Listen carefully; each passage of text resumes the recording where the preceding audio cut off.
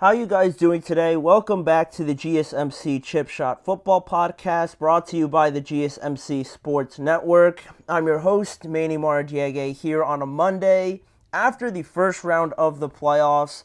Almost. The wild card round actually continues into tonight, but we got the majority of it done through the weekend. A lot of stuff to get to today, a lot of great games to talk over, as well as previewing Monday Night Football tonight between the Rams and the Minnesota Vikings. We're going to be talking about the Commanders game, the Steelers and Ravens game, and also the Chargers and Texans game from Saturday, as well as giving my opinion on the hiring of Mike Vrabel as well. We're going to go through all of that on today's show, so make sure to stick around. But before we jump into last night's game between the Commanders and the Buccaneers, I'm gonna give you an opportunity to be part of our show. If you guys have any questions, comments, or opinions you'd like to share, please don't hesitate to make them be known on the show. We always appreciate you guys whenever you guys get engaged, share your insights and expertise on anything regarding the live shows, anything we talk about. Your input and insight is always very well appreciated, and we always like to consider different perspectives when we're talking about different topics on each of the shows. So if you want to make it absolutely sure that your message stands out and gets featured on the show, there's an easy way to do that for you guys, just by using the new Super Chat feature.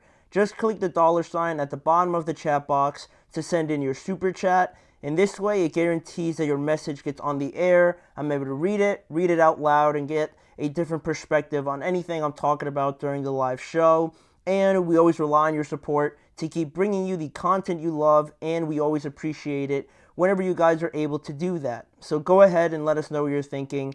Hit the Super Chat button, and let's keep this show as interactive and as exciting as possible. Again, get involved with the show. Use the $ at the bottom of the chat box and let us know what's on your mind, any strong opinions. Please don't hesitate to get involved. But with that now out of the way, we can start discussing some of the games over the weekend. And the first one up happened last night, and what I thought was probably the best game of the weekend, not including tonight's game, obviously, because it's on a Monday, but to me, this one was the most entertaining one.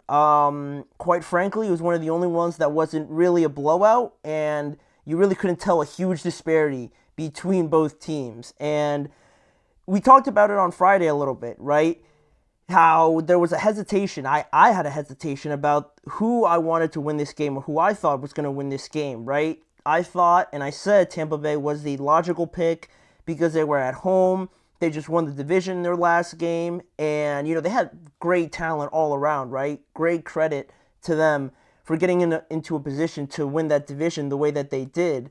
But there was that hesitation, like I mentioned, right? There was something holding me up that I just couldn't, I couldn't pick the Bucs, and that reason was obviously Jayden Daniels, who, like we sort of predicted, was the difference in this game. I felt like this was a game for Jayden Daniels to kind of make his presence be known, right? That he is one of those guys that you win because of, not just you win with, right? You win because you have Jayden Daniels on your team. Not that the other stuff doesn't really matter, like who's around him and the defense and the running game and stuff like that. But the main reason why you win games is because of Josh Allen, is because of Patrick Mahomes, is because of Lamar. And I think Jayden is one of those type of guys.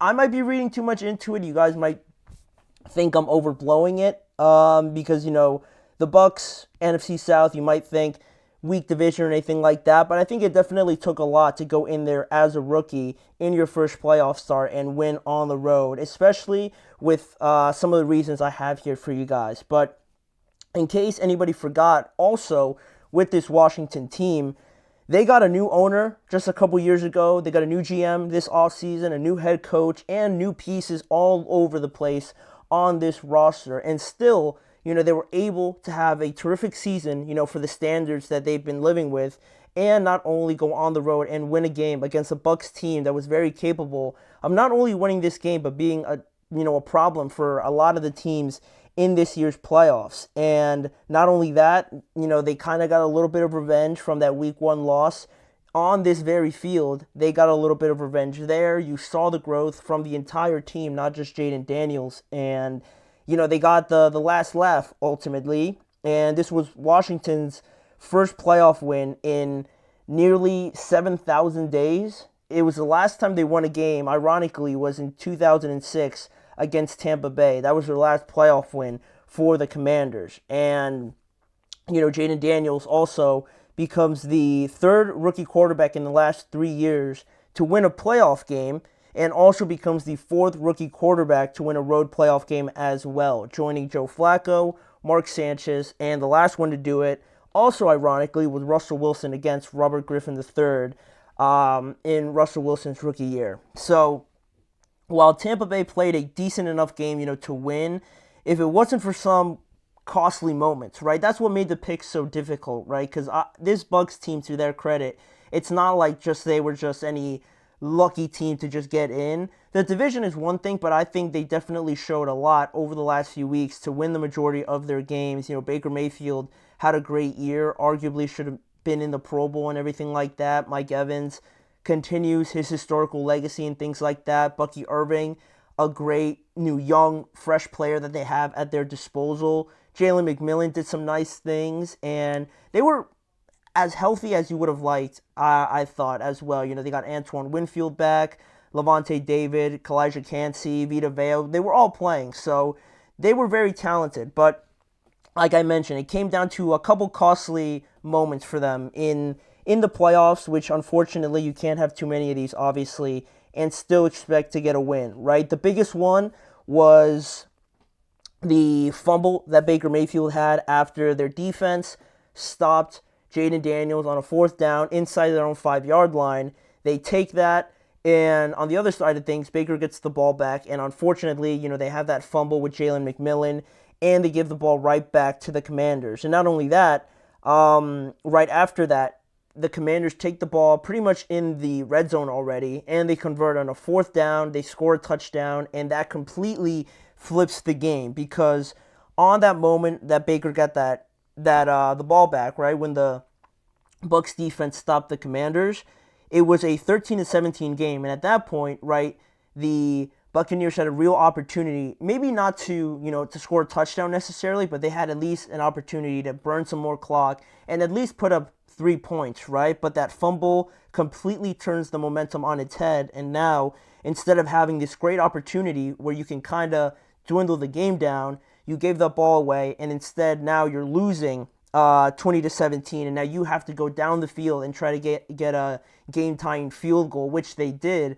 but you gave the ball back to Jayden Daniels, and they did a great job of kind of whittling the clock down from that point on, and basically executing on a lot of big plays to get them in position to kick the game-winning field goal. And this was Jayden Daniels' day overall, right? 268 passing yards, 36 rushing yards, which actually made him the leading rusher on 13 carries and 2 touchdowns, 24 of 35 on the day as well. And overall from the game, the things that I took away from it, why I couldn't pick the Buccaneers, is because I felt, Jayden has that thing, that X factor, right? That I think a lot of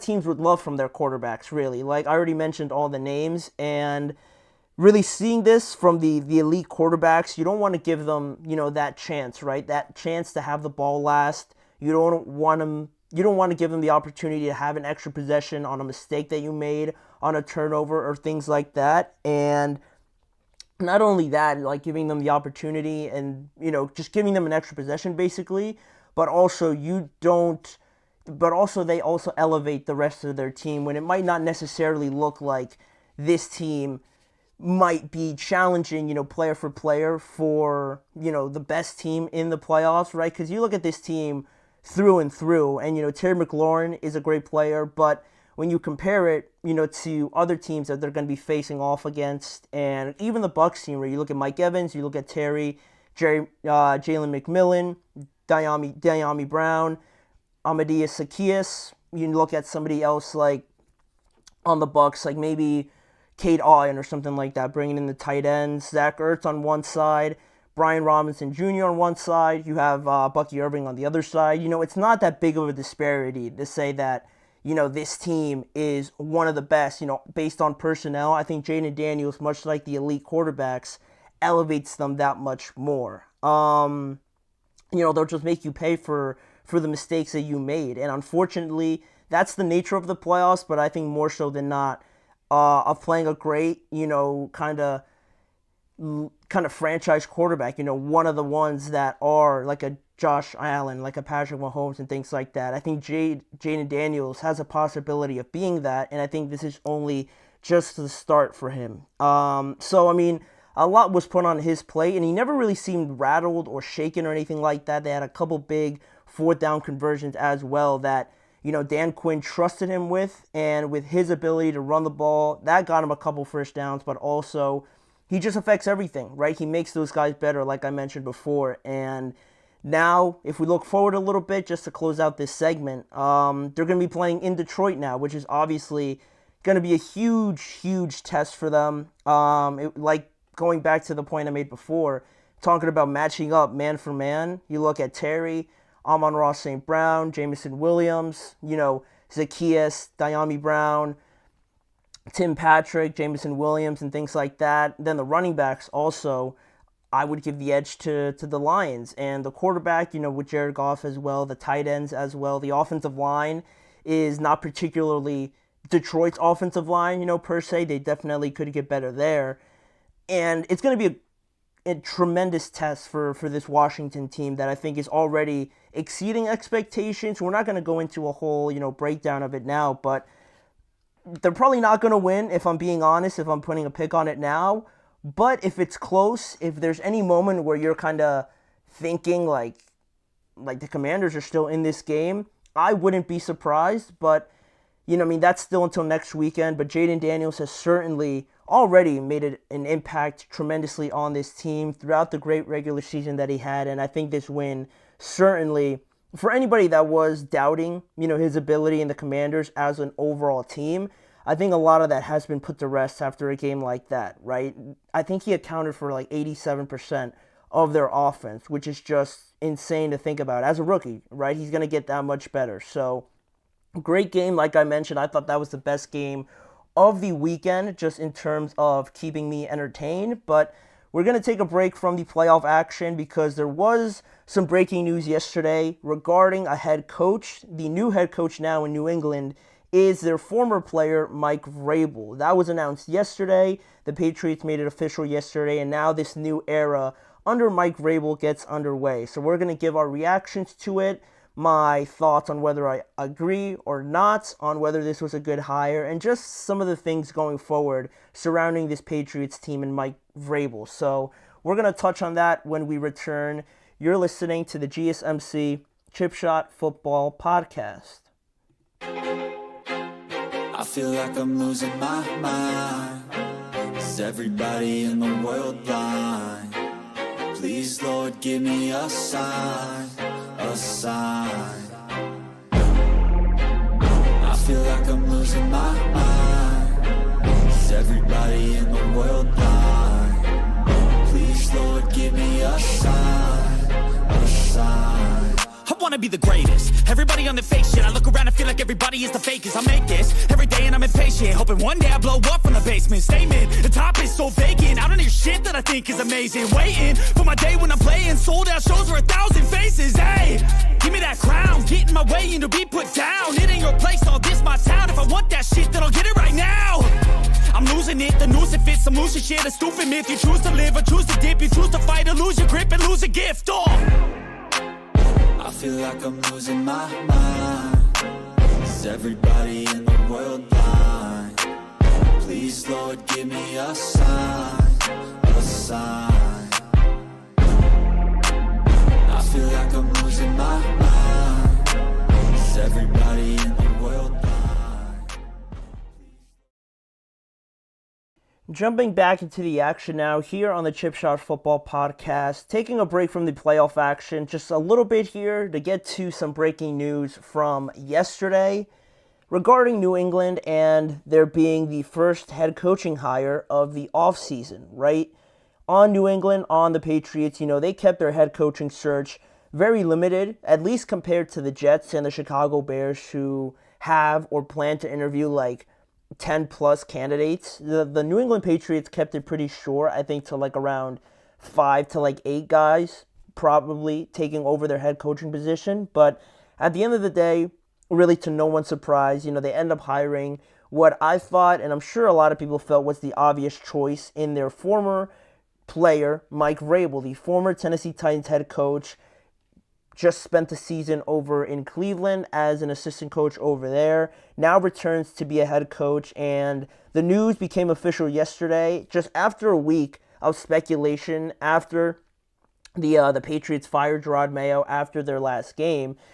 There was a lot of speculation that they got rid of Jerod Mayo basically just for the opportunity, to have a chance at bringing in Mike Vrabel as their head coach. And we already gave our thoughts on that and everything like that, right? I just felt like Jerod Mayo, it felt like he was going to get fired regardless, and that the performance and everything like that, the decision to fire him or keep him just went beyond his performances, right? Which it should be based on mainly, but once the news about Mike Vrabel, being a head coaching candidate and interviewing with like the Jets or something like that, once that all started going, it felt like it went beyond just evaluating Jerod Mayo on his performance, which is unfortunate, but I guess it is part of the nature of, the head coaching position and the, just the cutthroatness of it all, right, in the NFL. So now looking at it, right now looking towards the future with Vrabel being one of the most sought-out candidates, I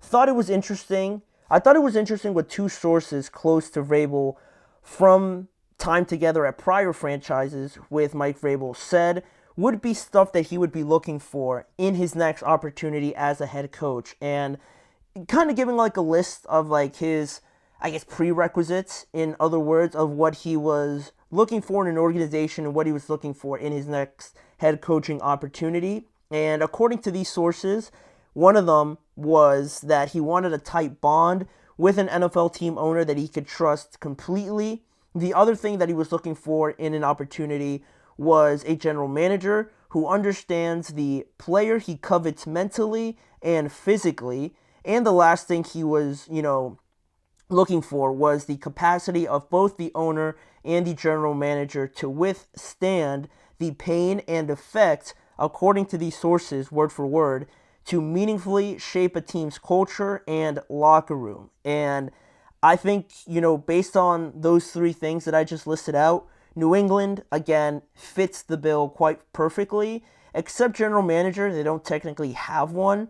Elliot Wolf is the vice president of player personnel, something along those lines, kind of like a general manager, but that's not his title, technically speaking. So that's the only thing that's kind of, I guess, not fitting the bill there. But it's basically, everything that Mike Vrabel wanted to see in an organization. He basically just described this opportunity with the Patriots. So again, just adding to the idea that this made the most sense to happen, right? Obviously, once the news of Jerod Mayo being on the hot seat and Mike Vrabel, looking for a new head coaching opportunity, it always felt like this was the best match to eventually happen. But overall, just my thoughts on it, if they were going to fire Jerod Mayo, and this is kind of like my thinking, this would have been my thinking like halfway through the season or after like week 10 or something like that, when things are clearly not going well.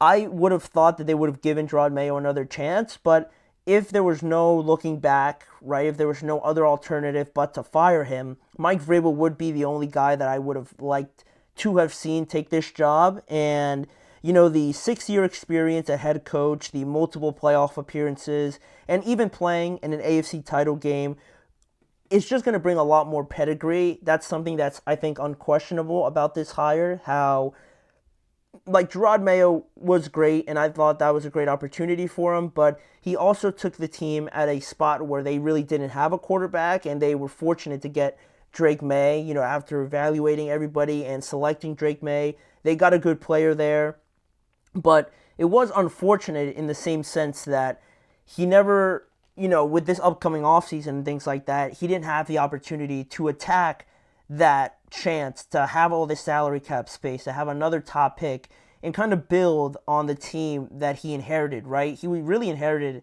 this team with nothing, and now kind of Mike Vrabel takes over this spot with, like I mentioned, the Patriots have a ton of cap space now, $7.5 million according to SpotRack to kind of improve this roster. They have their franchise quarterback, like I mentioned, which is a big deal. And, they do have some players they could certainly build around, like Keon White, Christian Gonzalez, David Andrews as one of the veteran leaders of this group, which is tremendous to have. So they have some spots and some players certainly that they're able to build around and everything like that. So Mike Vrabel, with his experience, with his pedigree, is going to bring a lot just by bringing him in.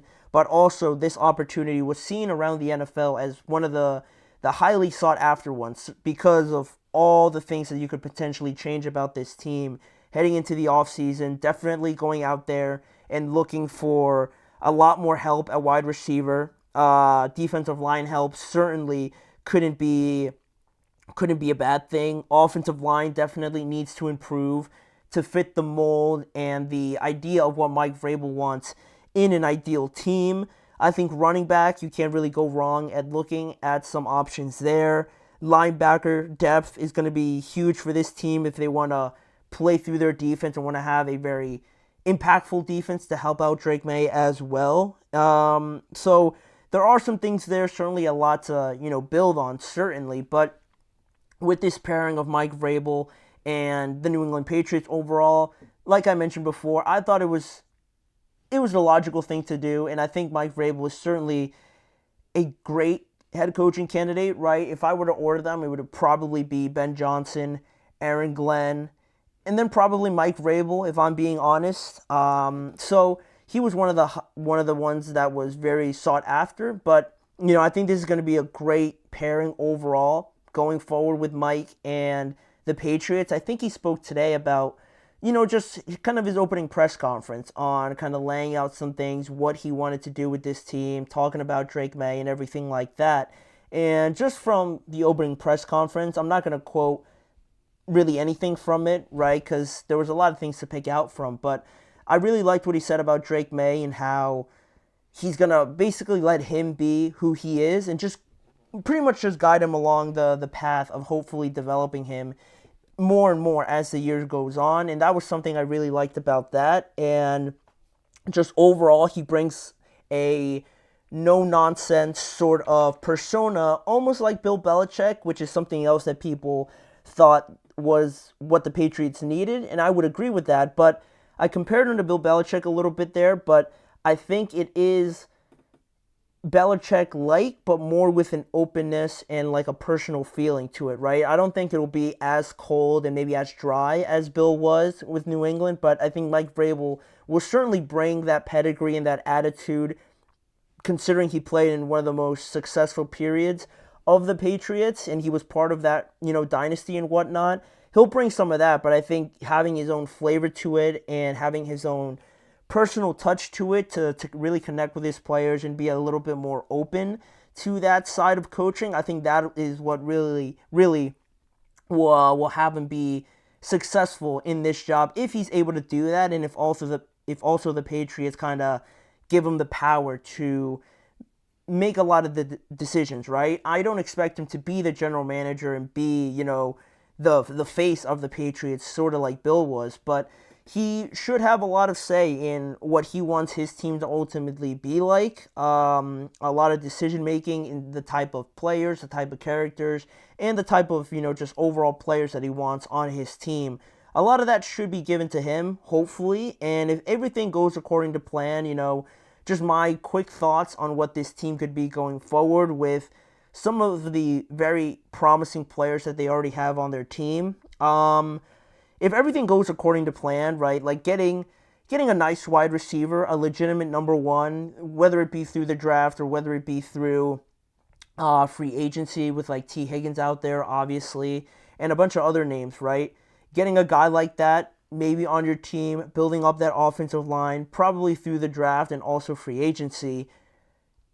It's a very exciting time right now, and I think all of that would really, in an ideal world, would develop into something like maybe the Cardinals were something like this year, right? They were leading the division at one point in the year. I think they could strive to be something like that. in a way, kind of like the Atlanta Falcons, right? Another exciting young quarterback sort of team that if they get the necessary pieces around Drake May, can have success on offense. Denver, kind of a little bit, right? I think they had more of an established defense already there, so that one's kind of hard to emulate. But I think like the Cardinals or the Falcons, if they could strive to reach 500 after back-to-back 4-13 seasons, I think that'll be something that to me would be looked at as a success. And I mean, again, unfortunate that Gerard Mayo couldn't get the opportunity to do that, because I thought he could have definitely built on that 4-13 season, but now it's up to Mike Vrabel, to carry that opportunity. I'm sure all Patriots fans are excited about it. This is a great opportunity for Vrabel and to really turn this whole situation around in New England very quickly, because you have a guy that's a leader of men there as your head coach, and now you give him all this stuff to hopefully work with and grow with, the cap space, the draft picks, and everything like that.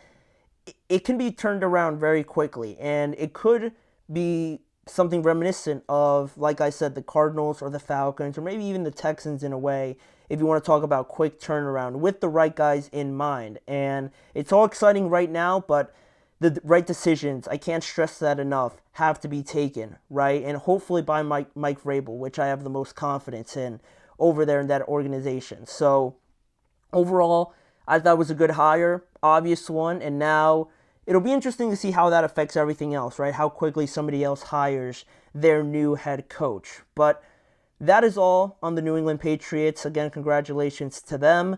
But we're going to get back to talking about the playoffs here. We're going to go over the Saturday games that happened, obviously, this past weekend, starting off with the Ravens and Steelers game. The Ravens take care of business. They move on to the divisional round by beating the Steelers 28-14. When we return, we're going to talk about the state of the Steelers right now and going forward, and how just the Ravens were able to handle business even without Zay Flowers. So stay tuned for that. We'll be right back with that after this.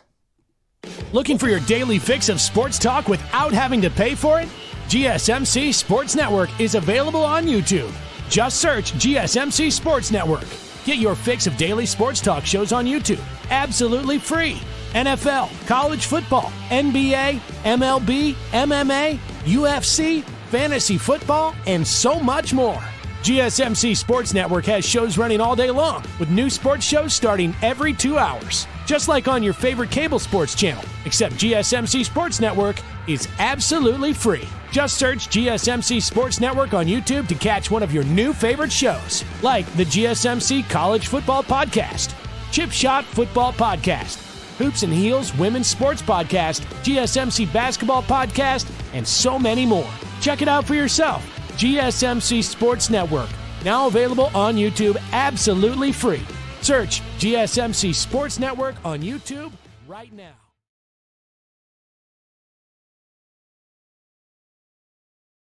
All right, guys, we are back to talk about some of the playoff games that we saw this past weekend, mainly on Saturday, because we got to get through all of them. They were all pretty fascinating to watch, obviously, even though I mentioned the disparity in some of the outcomes, right, with a good amount of blowouts.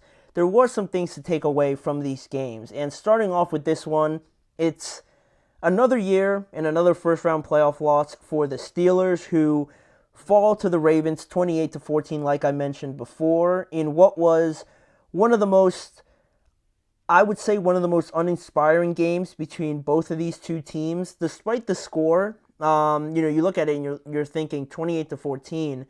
It was like pretty decently matched, but I think that the score is a bit misleading. Quite honestly, I thought this was on its way to being like 42-7 or 42-13 or something like that. It felt like that, especially in the first half. And really the stat that says it all to me was that Baltimore outrushed the Steelers 299 yards to only 29 from the Steelers side of things. So the most rushing yards the Steelers have allowed in a playoff game in over 50 years. And like I mentioned before, it felt like it was on its way to being a complete rout of the Steelers, and the disparity in quality of both teams was seen in the first half, really, when the Ravens were leading 28-0, and from that point on, I thought they were just going to keep chugging along, and it was not going to be pretty for the Steelers, but the Steelers got something going in the second half. They put together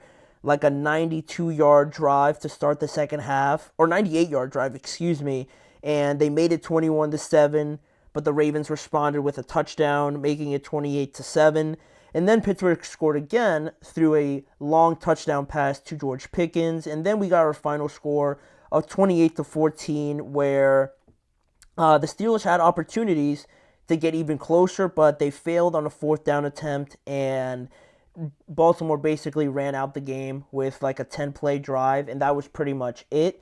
So that ultimately led to the Steelers' sixth consecutive playoff loss. They haven't won one since 2016, and to kind of encapsulate the whole season, they started this year obviously 10-13, and everyone's asking the question about, was Russ always the answer? Is this Steelers team capable of being a threat in the playoffs? Has Mike Tomlin finally figured it out for them to get back and win at least one playoff game? Is this their best chance to ever do that?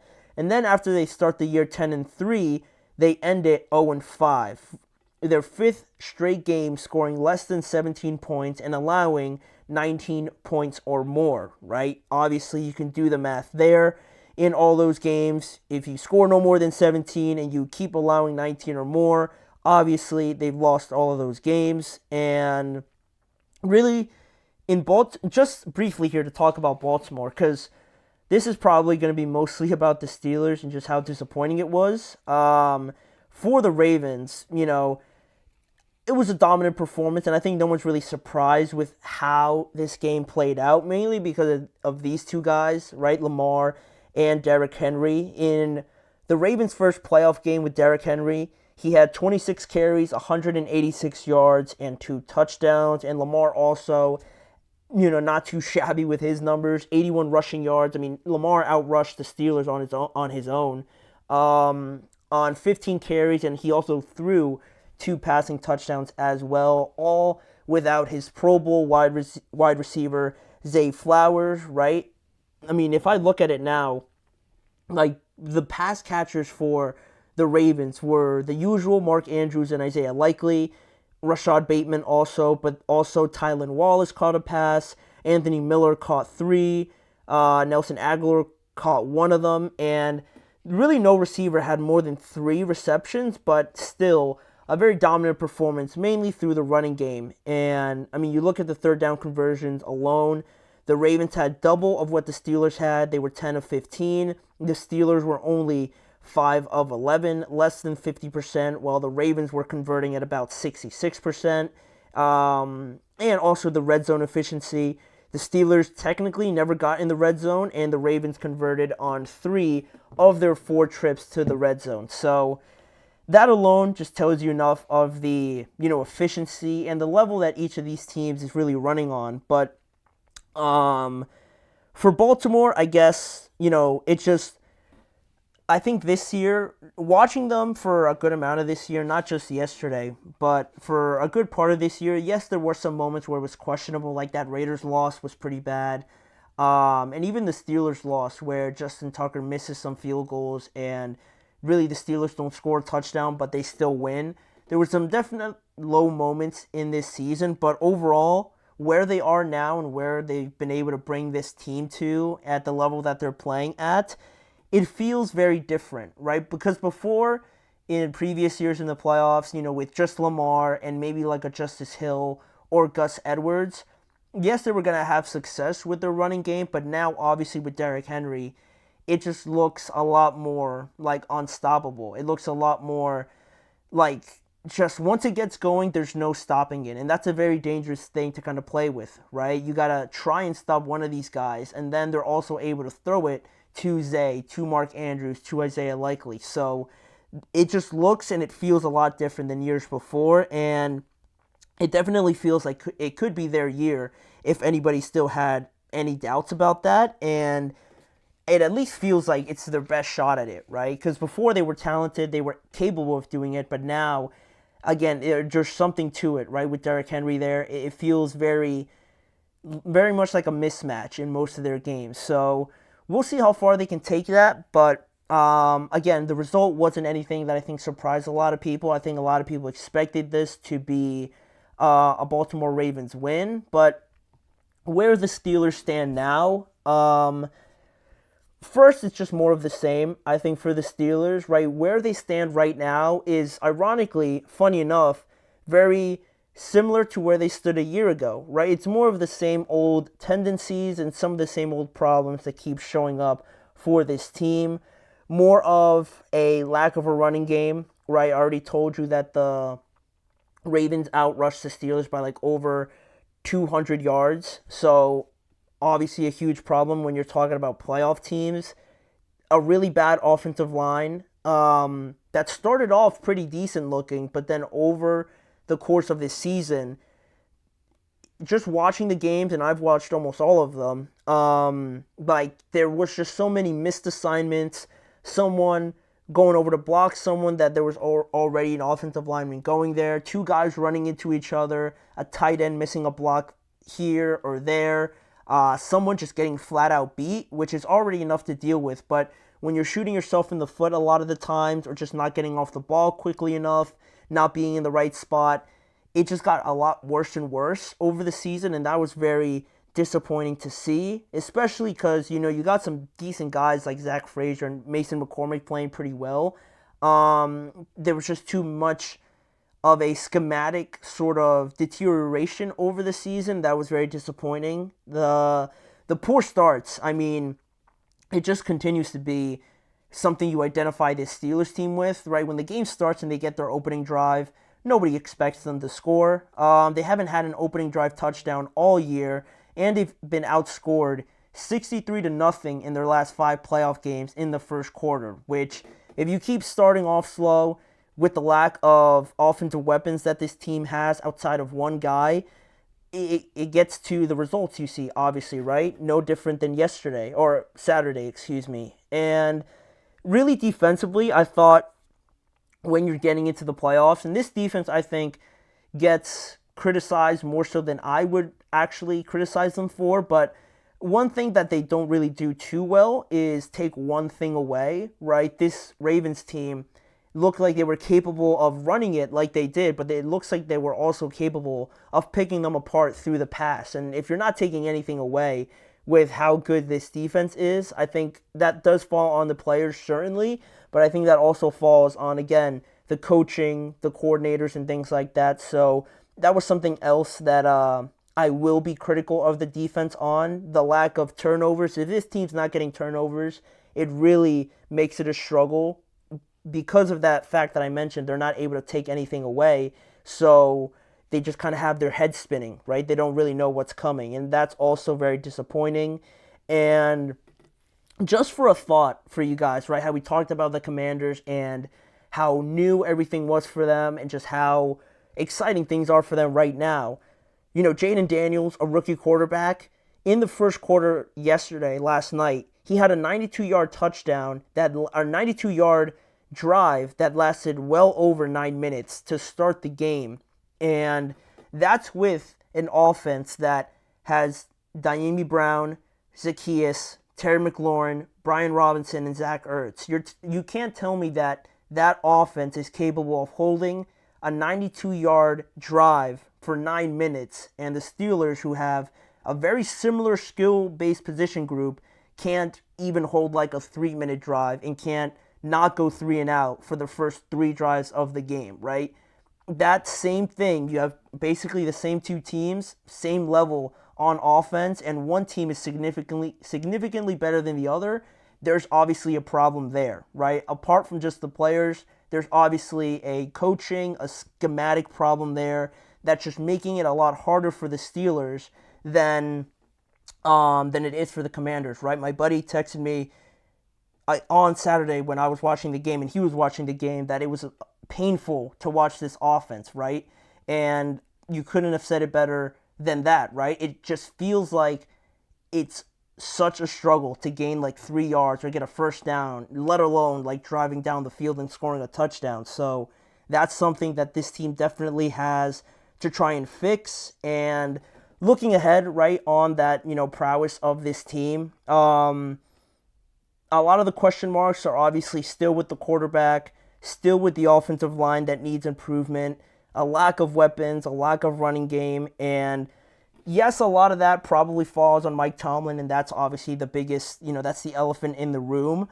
But again, on the Mike Tomlin thing, I just feel like, yes, it's getting old, and yes, just having a winning season is obviously not good enough anymore, and you understand the frustrations there. But to just say that you need to fire him feels a bit short-sighted because you just don't know who's going to come and be the new head coach, right? Everyone talks about the Steelers having 3 head coaches in all of their franchise's history. For that to, for another guy to land at the Steelers and just continue that for the next 15 years or something like that, you just don't know if you're going to have a guy like that or if you're just going to really fall off and start looking and shuffling through head coaches year in and year out. So that's really the biggest doubt I have, right? If Mike Tomlin wants to leave, that's different than just firing or trading him. I don't think the Steelers would really do that. But in terms of everybody else, right, if you're not changing something about this offense schematically, game planning wise, I don't know if you fire Arthur Smith. Again, that feels pretty impulsive for the Steelers to do after one season, but there are some question marks definitely still there.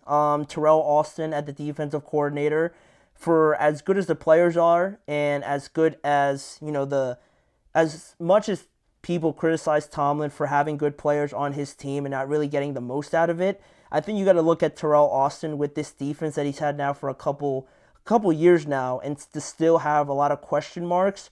I think that is a position and a spot where you could think about moving on. Their offensive line coach, Pat Meyer, is another one that definitely I feel like needs to move on because this offensive line is not getting any better. And, the best way I could think about the Steelers right now when it comes to playoff teams and just kind of sneaking into the playoffs, and, the record that they have about not winning a playoff game since 2016, now it feels like the Steelers are sort of like when you're at a party, right, and everyone's there that's supposed to be there, all the good teams, all the people that are supposed to be there are at this party. It feels like the Steelers are the one person that sneaks into the party through the back door or something like that. They're there, they're happy to be there. Some might say they're lucky to be there at this party, so to say, until somebody points them out, they face off against somebody or they meet with somebody that identifies them as they're not supposed to be there, and they just get kicked out of the party as soon as somebody picks them out, right? It's not hard to pick the Steelers out as a team that's really, over the last few years, looked like they're not supposed to be in the playoffs. So they keep saying the standard is the standard, and the standard seems to be championships, right? But now I feel like people are starting to look at this team as, the standard is the standard. It seems to start turning into something like, the standard is only just barely making the playoffs. And if that turns out to be the case, then, you just have to change something drastically, right? If you want to keep, harping on that, you can't keep things the same or else you're not really living up to that. So a lot of things to figure out, obviously, in the offseason. We'll see how much they actually change because the Steelers are pretty stubborn to seeing a lot of change, but we'll see where we are, in terms of the quarterback, right? Both of them also are free agents. So that's probably the biggest question that they have to tackle. But that is a lot on the Steelers, no different than the last off seasons have been.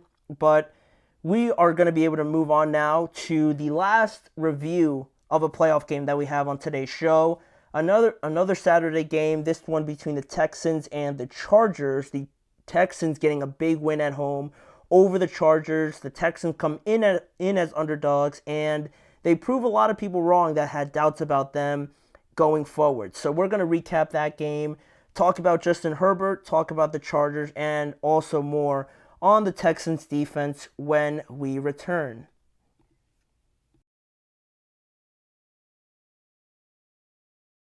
For the best and latest podcasts available anywhere, go to the podcast app on your cell phone and type in GSMC to access free content-rich podcasts on health and wellness, book reviews, sports, entertainment, relationships, social media, movies, technology, finance, and even weird news. Subscribe and download the GSMC Podcast Network's family of shows, available everywhere podcasts are found.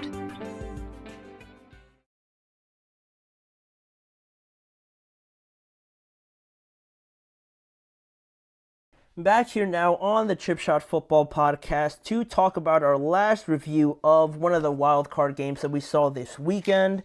Looking at another Saturday game between the Texans and the Chargers now, right? Clearly, the Texans heard all of the disrespect last week, and they unleashed their response on the Los Angeles Chargers on Saturday, right? It was pretty clear that, especially in that second half, that they were playing like they just wanted to prove everybody wrong, like they were out there to prove a point. And in what started as a close game ended with Houston's defense really dominating the Chargers in the second half to win 32-12, obviously. And the Texans were actually one of two home teams, right, that went into the wild card round as underdogs. The other one is the Rams tonight going up against the Minnesota Vikings, right? And much like they did last year against the Browns, this being the Texans, as also underdogs, or what felt like they were underdogs, they showed out in an elevated sort of way. They showed an elevated level of play in the playoffs that allowed them to move on last year. And now this year, despite the injuries to Stephon Diggs, Tank Dell, they again raised their level to something that maybe a lot of people felt they weren't capable of. And they really had their way with this Chargers team, really in the second half mostly, right? And Houston's defense really stole the show right on that point. They intercepted Justin Herbert 4 times, which was a career high for him. They sacked him 4 times and also hit him another 9 times in this game. And Justin Herbert also had only thrown 3 interceptions all year this year in the regular season, and his previous career high was only 2. So obviously, a very bad game for him just individually, but I think there's more there than just say Justin Herbert is overrated, right? I'm not ready to say that, but for this Chargers team, it was great to make the playoffs in Jim Harbaugh's first season there, back in the NFL and whatnot, but it's still, you can't get over another wild card loss, right? No playoff wins since 2018, and one of the things that I mentioned when I actually picked the Chargers to win was that it felt like they weren't the same old Chargers. But I think, I'll get into it later, but I think that's one thing about the playoffs that you can never really count out is the fact that it really shows you like who is who, what a team really is outside of maybe a good run during the season, a good record to start the year, a good run to end the year, something like that. In the playoffs, you really get a chance to see what a team's made of, right? And I'll talk about it more in a second. But it wasn't all about Houston's defense, because on offense, right, Nico Collins had a nice day with 7 receptions for 122 yards and a touchdown. And that was a franchise record also by Nico Collins. But also Joe Mixon added 106 yards and 1 touchdown as well. And we mentioned, I'm pretty sure we mentioned Joe Mixon barely as, a potential impact player for this game. And this was actually Joe Mixon's first game going over 200 or going over 100 yards since, I got to go back to it, since December 1st against the Jacksonville Jaguars. This is his first game he recorded over 100 yards since then. And we referenced the start of the year with Mixon, especially how he was just having a nuts start of the year, and unfortunately he got hurt, which kind of slowed him down. But if you can have this Joe Mixon for these playoffs, it's definitely going to add so much to this team, obviously, right, without having Stephon Diggs and Tank Dell. So they got a good offensive boost there. And just overall in this game, the first half appeared to be going the Chargers' way. because they forced a fumble on Houston's first drive, but they were only held to a field goal. And then in another point in the first half, they tacked on another field goal. And then it wasn't until there was about a minute left in the first half where Houston just got this great surge, just got this great drive going, where it ended up being a touchdown to Nico Collins. And not only did they take the lead, but right after that, they forced the 3-and-out for the Chargers, and they even tacked on a field goal to make the lead 10-6 going into halftime, just completely flipping it. With less than a minute to go in the half, they scored a touchdown and also tacked on a field goal. And, I mean, it's 10-6. You're still kind of feeling, or at least I was, that the Chargers could still get something going. It was just a matter of finishing off a couple drives that they had in the first half where they just had a failed, third down, obviously, or a penalty that kind of got them behind the chains or something like that, or just not being on the same page and whatnot. It just felt like they were a play or a drive away from getting one to connect, and that they would, would ease up, the ability to do that. But in the second half, obviously, it didn't go that way at all. Despite starting with another fumble by Houston, actually it was Joe Mixon that fumbled, Houston's defense stepped up even more, and they held the Chargers in their 6 drives that they had in the second half. Houston's defense had 2 interceptions, they had a pick 6, they forced the Chargers to punt, they had a turnover on downs, and they also allowed 1 touchdown to Ladd McConkey. In 6 drives that they had in the second half, Houston outscored the Chargers 22-6 because mainly of that defense, because of that pick 6, the interception through Ladd McConkey's hands is at fault for both of them. Ladd McConkey and Justin Herbert for kind of throwing it a bit high, but the Will Dissly one, that one was as egregious as it gets, right? It hits him right in the hands, and he just kind of pops it up, and I believe it was Derek Stingley that intercepted it on that side. So, I mean, when things are going bad, it started to really pour on the Chargers, right? When you're getting things like that to happen to you. But it was one of the things we pointed out going back to our previews, was that the defensive matchup between the defensive backs and the Chargers wide receivers was going to be something to look for, right? Ladd McConkey and Quentin Johnson essentially going up against Derek Stingley, a all-pro, Pro Bowl cornerback, and their young cornerback, Kamari Lassiter. Lassiter and Ladd McConkey were obviously teammates at Georgia, and respectively, they each had a fantastic game. Ladd McConkey had a great game, and Lassiter had an interception as well in this game, along with Derek Stingley. And I think for the most part, the defensive backs won this matchup, despite, like I said, Ladd McConkey having 9 receptions for 197 yards. Like, that's insane. And a touchdown. Just himself, they clearly won the overall battle, right? With just how much the scoreboard showed their defensive, domination. And, no pass catcher outside of Ladd McConkey had over 2 receptions, and no wide receiver had no more than 1 reception on the day. So, on top of, Will Anderson and Danielle Hunter also playing a large part in getting after Justin Herbert, like I mentioned before on the topic about the playoffs, really showing a lot and revealing a lot about each playoff team.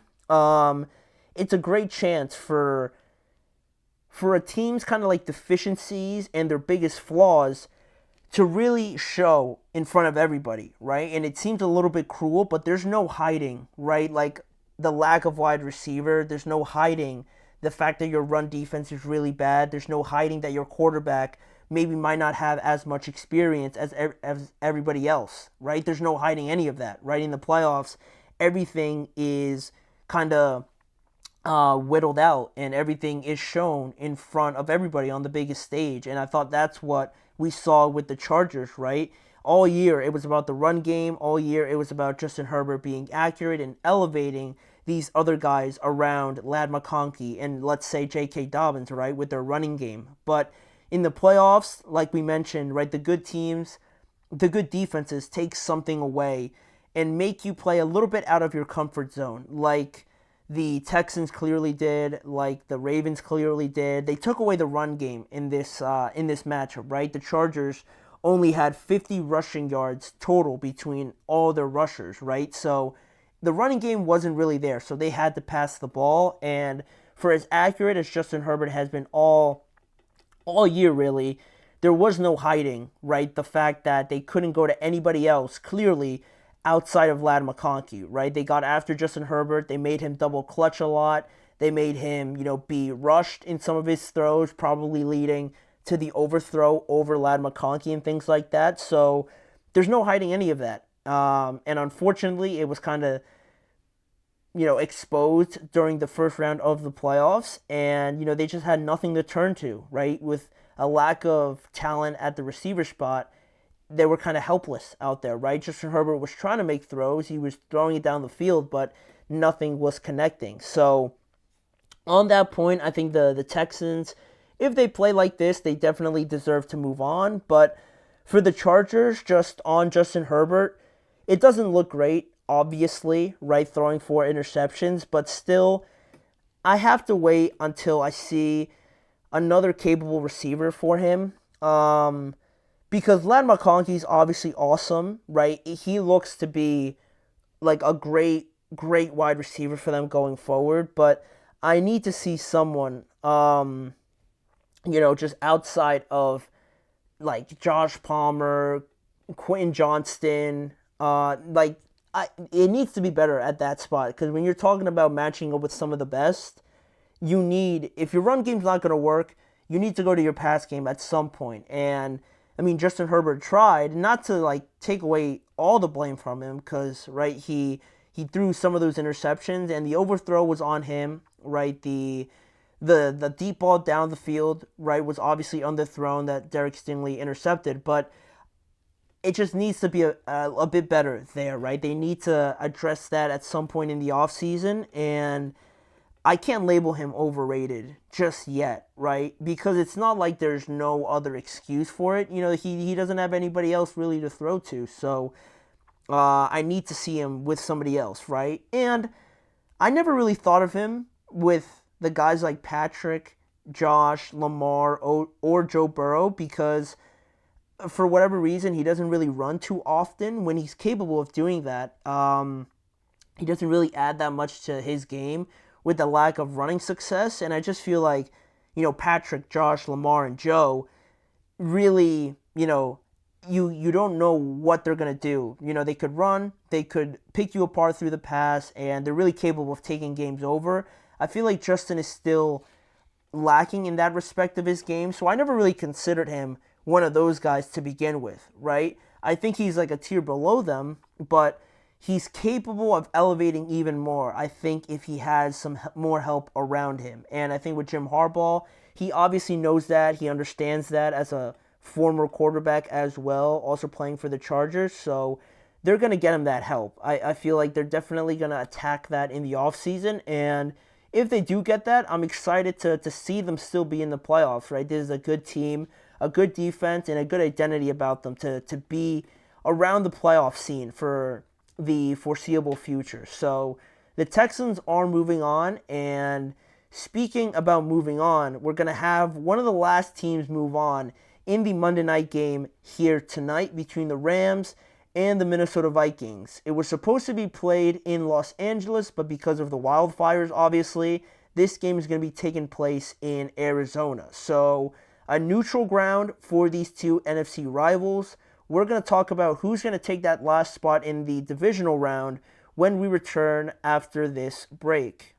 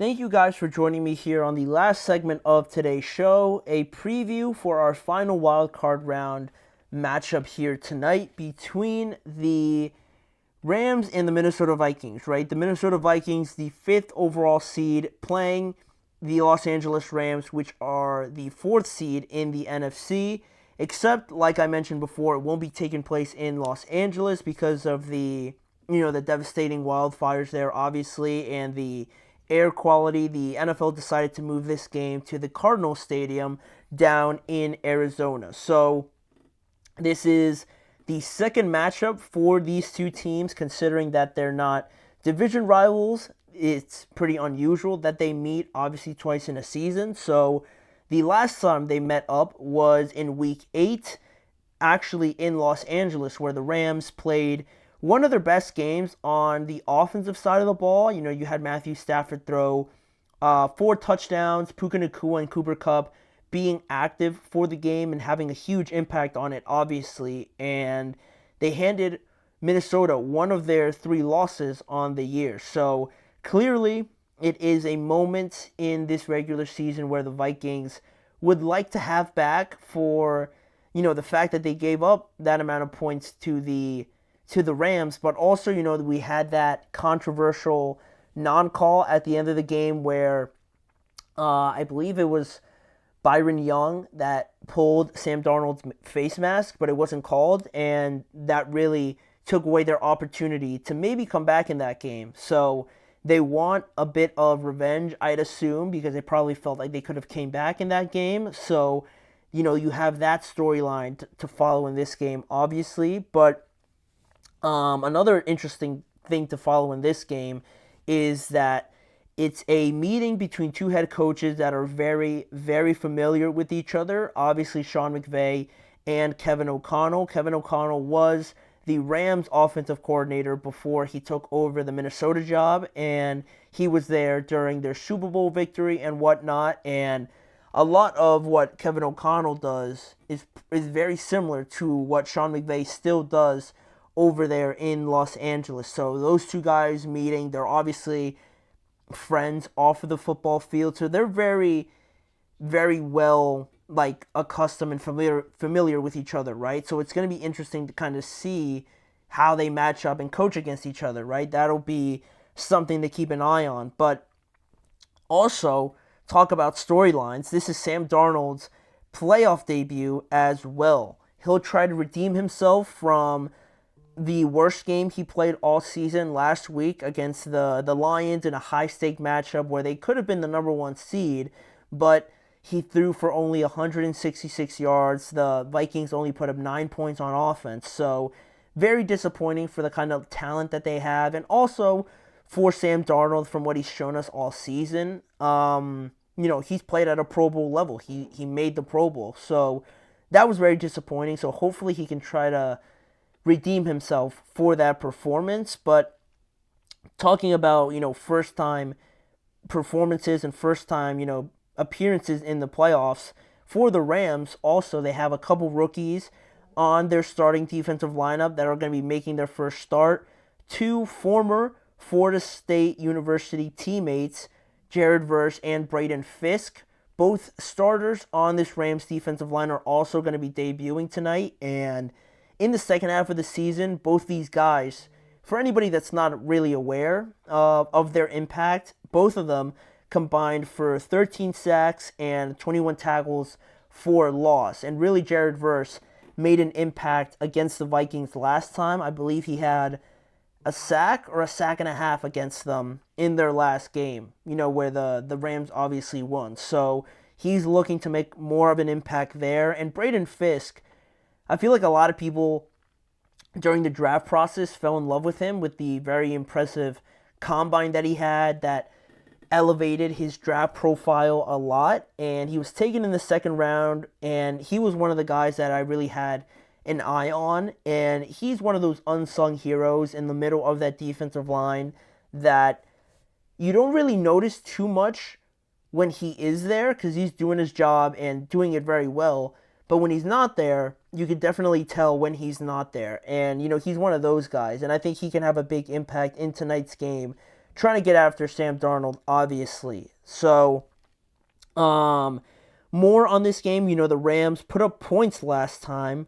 They put up 30 points last time on the Vikings, but going into these playoffs, they're actually the lowest scoring team out of all the playoff teams so far, only averaging 21.6 points per game, and that defense that's very young, very inexperienced, has given up more yards also than any other playoff team in this year's playoffs, right? They've given up 353 yards as well. So, you have a Rams team that is entering as one of these underdog sort of teams that has a lot of talent on offense, but they're also capable of only putting up 21 points per game for all the talent that they have, and their defense as well is one that's not really anywhere close to being shut down or being as dominant, maybe as they once were during Sean McVay's era there. So it is interesting the sort of juxtaposition that this Rams team find themselves in, right? I feel like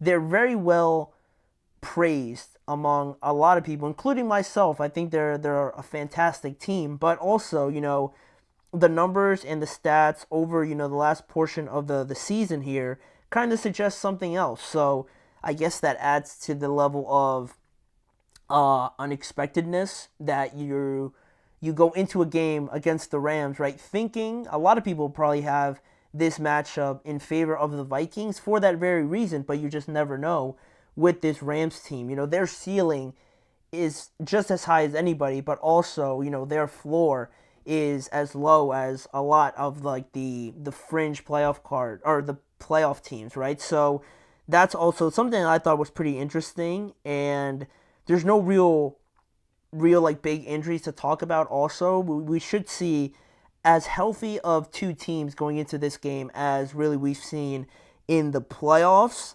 So that allows us to get to our keys of the game, one for each team. Looking at the Minnesota Vikings, the biggest thing I'd like to see them do, and the biggest thing I think they need to do really to get a win in this game, is that they got to try and stop, obviously, Puka Nacua in that passing game, right? Because that's been one of the things that has kind of hampered this Vikings defense. Their pass defense really hasn't been ranked amongst some of the best. So that is something that they have to try and address, obviously. But really, Puka Nacua and how much of an impact he made last time. He recorded 7 receptions for 106 yards. They obviously have to bring that down. And also Cooper Kupp contributed with 5 receptions for 51 yards also and a touchdown. So don't let them get too comfortable too early like last time. Because last time, Puka and Kupp were coming off of injury, and you would have never known, because right away the Rams started off, probably the first 6 targets, maybe more than that, went to Puka or went to Cooper Kupp to kind of get them back going into some sort of rhythm and flow, and I felt like the Vikings let that happen too easily. Everybody says that, they weren't expecting them to play. All right, but at some point when they've targeted Puka 10 times, you're telling me you haven't adjusted at some point during that game, right? You're telling me that you couldn't do something to stop that from happening, again, in Puka's first game back from injury. So I'd like to see them kind of get into their face more, make it difficult for them to get any sort of reception, on a screen or anything like that. I think that's one thing that they have to do. So they stop this Rams team, really make it a struggle for them to pass the ball on this Vikings defense. And on the other side of things for the Rams, giving up yards is okay, right? I mentioned giving up 353 yards, right, is nuts. But make sure that when you do give up these yards and you do give up these drives that end up in the red zone or on your side of the field, just hold them to field goals, right? Hold them to field goals, because we've seen the struggles that this Vikings team has had in the red zone, especially last week where they went 0 for 4 on the red zone trips, and there was a couple chances where Sam maybe overthrew someone, or it just looked very tough for them to convert in the red zone. So for a young defense that might give up some big plays here or there, might give up a lot of receptions to Justin Jefferson, right? once you get into the red zone and everything gets close and tight and, shrunken down, right? Obviously, that's where you need to play your best defense, right? If you give up 90 yards, if you give up 70 yards each drive, but you hold them to, only a touchdown or two, that's a win. That's something that you can work with, especially because your offense is very capable of putting up points. So I want to see that from them. And along those lines, looking at the matchups, right, I'm looking at the Vikings defensive line going up against Kyren Williams, especially after last week where Jahmyr Gibbs ran all over them. He was the MVP of the game, obviously, for his impact. So I want to see how the Vikings respond to that. Are they going to get run through Kyren Williams, which we know obviously the Rams love to play through? Are they going to allow that to just happen again, or are they going to step up and stop that and kind of make the Rams one-dimensional? And the other matchup, I kind of touched on it earlier, is Kevin O'Connell against Sean McVay. Well, someone like that, I just like the fact that it goes beyond just playing any other right opponent or any other head coach. When you know someone like that, I think it brings you to another part of your game plan where you really got to try something different. You got to try and almost in a sense kind of beat yourself in a way, right? Someone's so close, right, on a personal level that you got to throw something out there that they haven't even seen. So whoever wins that battle is going to be probably on the winning side of things. And the other one is just Jordan Addison and, TJ Hawkinson, Jalen Naylor going up against this Rams young secondary. Again, last week, Justin Jefferson got his, but Jordan Addison really wasn't a contributor to the game. TJ Hawkinson also not really. So they're capable of making an impact in these games, but if they're able to do that in tonight's game against, a Rams secondary that isn't particularly a great matchup for them, the Vikings aren't a great matchup for the Rams secondary.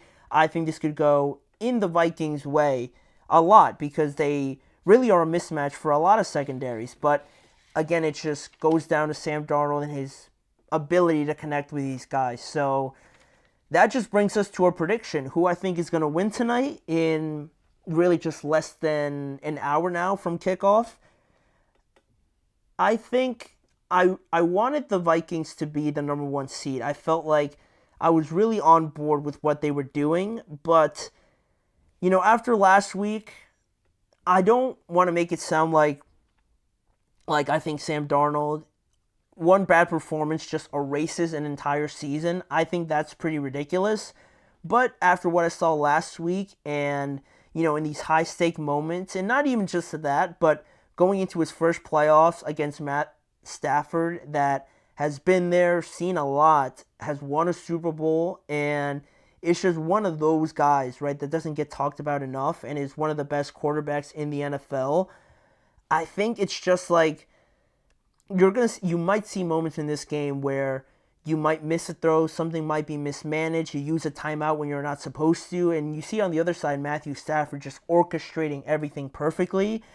I think for that reason, I'm going to go with the Rams here. I'm going to go with the Rams to win because they've won 9 of their last 11, and their offense is good enough for their defense. If their defense can just hold opposing teams to field goals and maybe 1 or 2 touchdowns here, this Rams team is always gonna have a chance to keep you in the game and win you a game if you put it in Matthew Stafford's hands. And not only Sam, Sam gets the majority of the criticism from last week, but also their defense, right? They let Jahmyr quite literally take over that game just by himself. So as much as Sam, wasn't on his game, that defense also didn't hold the Lions to 20 points or 17 points. They gave up 31 points. So I think that defense also really worries me a little bit. So for that reason, I'm just going to go with the Rams. I think the experience and things like that will just carry them over the hump in this last wildcard spot. So we'll see if my prediction is true, is accurate after the game tonight. But that is going to do it for us on today's show. Thank you guys for joining me on this episode of the Chip Shot Football Podcast. Thank you again for, joining the show. Make sure to like, follow, and subscribe to the show as well. And follow the network on all forms of social media. And if you want to see more of the Chip Shot Football Podcast, you can check out more of the content on both YouTube channels, the Sports Network channel and the GSMC Podcast Network channel, where you can see more of these previews, more of the reviews, breaking news, and just discussions around the NFL with me, Manny Maradiaga, as your host. Thanking you again for joining me. Make sure to watch the game. Tonight's game should be one of the better ones, along with the Commanders and Bucs game. And join me again tomorrow at the same time, 6:30 p.m. Eastern Time, to not only discuss that, but more of the wild card round. Again, back here again tomorrow at 6:30 p.m. Eastern Time.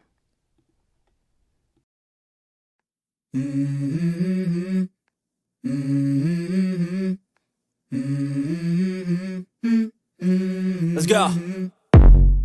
I wake up to a little bit of drool on my pillow, feel like it's gonna be a bad day. Yeah, I'm tired of shit, and the coffee ain't